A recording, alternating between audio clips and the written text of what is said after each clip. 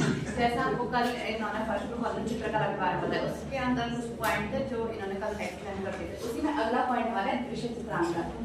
तो ये भी कला का एक ही रूप है, उसी के अंदर का पार्ट है उसका, जिसमें किसी दृश्य, वस्तु या किसी घटना हो सकती है तो चित्रों के माध्यम से दर्शाया जाता है। जैसे मनुष्य हाँ नॉर्मल लाइफ, ठीक है, जैसे कोई भी चीज, हम कुछ भी चीज देख रहे हैं, चाहे वो प्राकृतिक रूप से हो चाहे वो मानवीय रूप से हो, अगर हम हमारे दिमाग में वो चीज बैठ जाती है और हम उसको क्या करते हैं दिमाग में, या फिर हम उसमें कुछ अपना भी ऐड करते हैं। जैसे हमने यहाँ पे कुछ चीज देखी, आगे हमने उसमें दूसरी चीज देखी, तो दोनों का जो मिक्सचर करते हैं या फिर उसमें से कुछ बना दिया या फिर एंड उसी चीज को बना दिया। तो क्या करते हैं, हम इसको किसी चीज पे ड्रॉ करते हैं, जैसे कैनवास हो गया या कागज हो गया या फिर किसी भी सतह पे जब हम इसको ड्रॉ करते हैं, तो यही क्या है, यही हमारी पेंटिंग है, ये हमारा दृश्य जो हमने देखा और उसका जो चित्र बना, जिस चित्रांकन किया हमने, वही है दृश्य चित्रकला।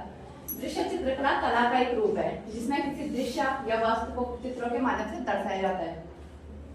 इसमें वास्तविक जो हम देख रहे हैं, वास्तविक या काल्पनिक जो हमने उसमें कल्पना करके जो अपना ऐड किया हमने, उसको काल्पनिक दृश्यों को कागज, कैनवास या अन्य सतह पर चित्रित किया जाता है। इस प्रक्रिया में रंग, रोशनी और छाया का उपयोग करके दृश्य की यथार्थता को दर्शाने का प्रयास किया जाता है। तो जैसे हमने कोई भी चीज ड्रॉ की तो उसमें हम क्या करते हैं, कलर्स का यूज करते हैं, कहीं पे छाया का यूज करते हैं तो कहीं पे रोशनी डालते हैं। जैसे कल क्रांति सर ने आपको एक पेंटिंग दिखाई थी, तो वो उस पेंटिंग में ये था कि जो वहाँ पे खिड़की थी उससे सूर्य की रोशनी आ रही थी, तो कहीं पर उसकी छाया पड़ रही थी। तो ये क्या क्या जो वो ड्राइंग बनाई तो उसमें क्या क्या रंगों के माध्यम से उसको वास्तविकता यथार्थता का रूप दिया। तो इसी को क्या कहते हैं, लैंडस्केप पेंटिंग या रियलिस्टिक पेंटिंग भी कहा जाता है, क्योंकि इसमें प्राकृतिक दृश्य या वास्तविक जीवन के दृश्य को चित्रित किया जाता है, या फिर जो हम देख रहे हैं या फिर जो हम कल्पना करें उसको जब हम ड्रॉ करते हैं तो वही क्या है, चित्रांकन है दृश्य का, जो दृश्य हमने देखा अपनी आंखों से और उसको जो ड्रॉ किया वही दृश्य चित्रांकन है। जैसे ये एक पेंटिंग है, ये भी किसी ने अपनी कल्पना से बनाई है, फिर उसने कुछ देखा होगा तो उससे बना रखे। जैसे यहाँ पे पहली उसमें दिखाई दे रही है कि एक महिला है और ये पूजा कर रही थी, किसी पूजा करे, किसी को पानी चढ़ा रही है, पीछे में घर है, नदी है, नदी में एक नाव है, कुछ पेड़ है, पंछी है, रास्ता बना रखा। तो ये क्या है, ये उसने ऐसे नहीं देखा होगा, उसमें ये क्या किया, उसने थोड़ा अपनी कल्पना का यूज किया, थोड़ा उसने अपना देखा हुआ वो किया। जैसे वहाँ पे भी नाव है, घर है, पीछे जो महिला पानी ला रही है, वहाँ पे वो बांसुरी बजा रहे हैं, यहाँ पे गाय है, तो उसने थोड़ा मिक्स किया या फिर कुछ सेम देखा हुआ कुछ वो बना दिया। तो जब भी हम किसी दृश्य को देखते हैं और उसको चित्र को बनाते हैं, अपनी कॉपी में ड्रॉ करते हैं, वही क्या है, हमारा दृश्य चित्रांकन है।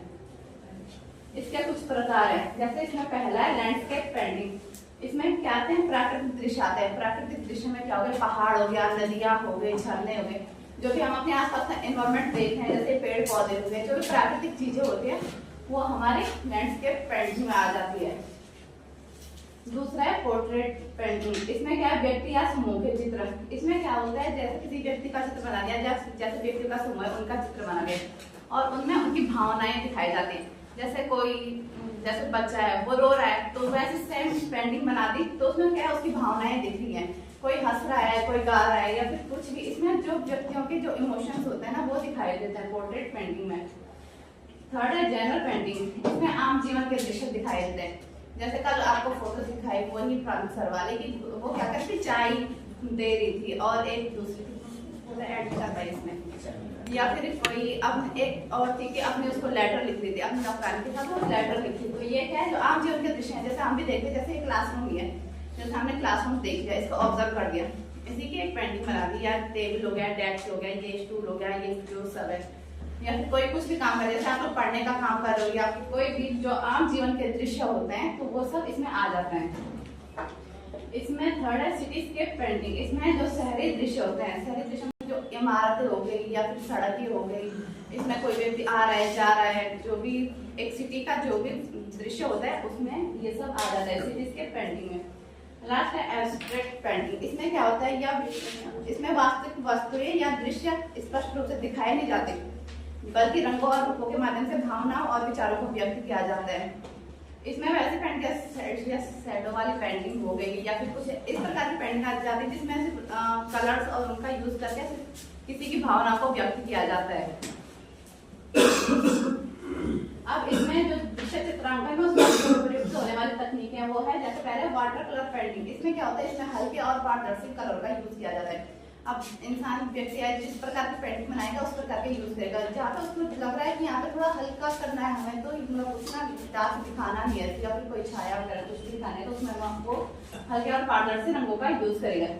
दूसरा है ऑयल पेंटिंग। इसमें गहरे और समृद्ध रंगों का यूज किया जाता है। जहाँ पे हमें कोई चीज है वो डार्क दिखानी है, मतलब उस पर ज्यादा फोकस करना है, तो वहाँ पे ये गहरे और समृद्ध रंगों का उपयोग किया जाता है, मतलब ऑयल पेंटिंग का यूज किया जाता है। ये फॉरेन में ज्यादा यूज किया जाता है इसका। दूसरा स्केचिंग, काले सतह रेखांकन से चित्र, जहाँ पर कोई लाइनिंग वाली पेंटिंग वगैरह बनाते हैं, तो हम क्या करते हैं, जैसे हम क्लास में देखते होंगे आप स्केच पेन का इन सब चीजों का ज्यादा यूज करते हो, तो उसमें ये स्केचिंग पेंटिंग वाली आ जाती है। इसमें काले सफेद या कोई भी कलर्स हो, उनमें हम जब ये स्केच पेन वगैरह का यूज करते हैं तो वो स्केचिंग पेंटिंग में आ जाते हैं। तीसरा चौथा है डिजिटल पेंटिंग। डिजिटल पेंटिंग मतलब ये जो भी डिजिटल उपकरणों का यूज किया जाता है, एआई टूल्स का यूज करते हैं, जैसे कंप्यूटर होता है उस पर हम ड्राइंग करते हैं या फिर अपने फोन पर कुछ ड्राइंग करते हैं, तो वो सब डिजिटल उपकरणों में आ जाता है। जैसे कल आपको अंकुश सर ने दिखाया था, उन्होंने फूल बनाया, वैसे वो फूल आ गया, तो ये क्या है, ये भी डिजिटल के माध्यम से हुआ, तो वही डिजिटल पेंटिंग है। अब कुछ जो भारत में कुछ प्रसिद्ध चित्रकार है, ये है पहला तो राजा रवि वर्मा, दूसरा है लियोनार्डो दा विंची, जो आपको कल मोनालिसा की जो फोटो दिखाई थी वो इन्होंने बनाई थी। तीसरा है क्लाउड मोनेट और चौथा निकोलस लॉरेट।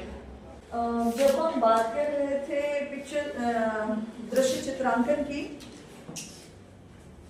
मुझे बताइए, एक प्रश्न मैं आपको दे रही हूँ जो कि परीक्षा में भी आपके लिए आता है, कि लिख लीजिए आप चाहे तो, चित्रांकन से मतलब किसी भी चीज का चित्रांकन कर रहे हैं, दृश्य चित्रांकन जब आप कर रहे हैं, तो चित्रांकन से आपको कौन कौन सी बातें पता लगती हैं?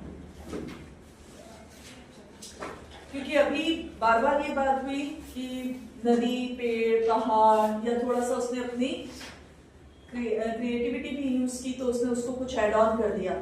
लेकिन अगर आप क्लास में चित्रांकन करवा रहे हैं, है ना, छोटा बच्चा है, आपने उसको कोई एक टॉपिक दिया और या उससे कहा कि कभी कभी ऐसा होता है हम टॉपिक भी नहीं देते, काम बहुत है स्कूल में। देखो ग्राउंड लेवल की रियलिटी ये होती है कि काम बहुत है, तो टीचर उनको एंगेज करने के लिए क्या बोलेगी,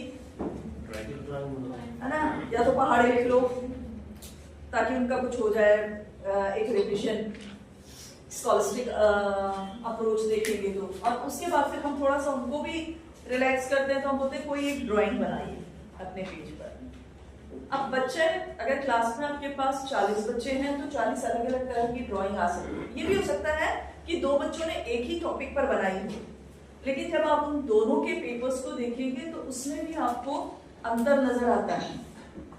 अंतर उनके कलर के सिलेक्शन में हो सकता है कोई बहुत bold colour, dark colour use कर रहा हो, कोई बहुत सॉफ्ट कलर यूज कर रहा है, ठीक है। किसी के पेंसिल के स्ट्रोक्स है या कलर के स्ट्रोक्स बहुत बोल्डली उठकर आए हैं, और किसी ने बहुत डर डर के किया है तो ठीक से उभर कर नहीं आ पाया। तो चित्र आपको क्या क्या बताते हैं? चित्र आपको उस बच्चे की भावनाओं को भी बताते हैं।